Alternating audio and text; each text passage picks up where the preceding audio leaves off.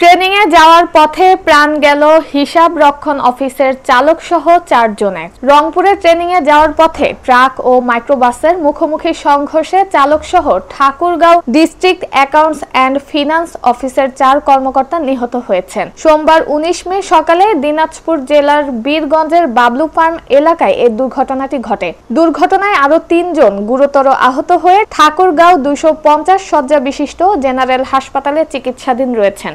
নিহতরা হলেন Thakurgaon accounts and finance অফিসের অডিটর জুলফিকার আলী, সহকারী অডিটর ইমরুল হোসেন, দেলোয়ার হোসেন এবং গাড়ি চালক মানিক হোসেন। আর আহতরা হলেন ঠাকুরগাঁও পৌর শহরের গোবিন্দনগর মুন্সিহাট এলাকার মিজানুর রহমান সরকার, আল মামুন ও দিনাজপুর জেলার বিরামপুর ধানঘরা এলাকার মোহাম্মদ ইদ্রিস আলীর ছেলে নাহিদ হোসেন। ফায়ার সার্ভিস ও পুলিশ জানায় ঠাকুরগাঁও থেকে ডিস্ট্রিক্ট অ্যাকাউন্টস অ্যান্ড ফিনান্স অফিসে কর্মরত 7 জন নোয়া মাইক্রোবাসে করে ট্রেনিং এর জন্য রংপুর যাচ্ছিলেন। দিনাজপুরের বীরগঞ্জের বাবলুর ফার্ম এলাকায় পৌঁছালে বিপরীত থেকে ছুটে আসা একটি ট্রাকের সঙ্গে মুখোমুখি সংঘর্ষে এ মর্মান্তিক সড়ক দুর্ঘটনা ঘটে। এতে 4 জনের প্রাণহানি ও 3 জন গুরুতর আহত হয়ে হাসপাতালে চিকিৎসা নিচ্ছেন, তবে তাদেরও অবস্থা আশঙ্কাজনক।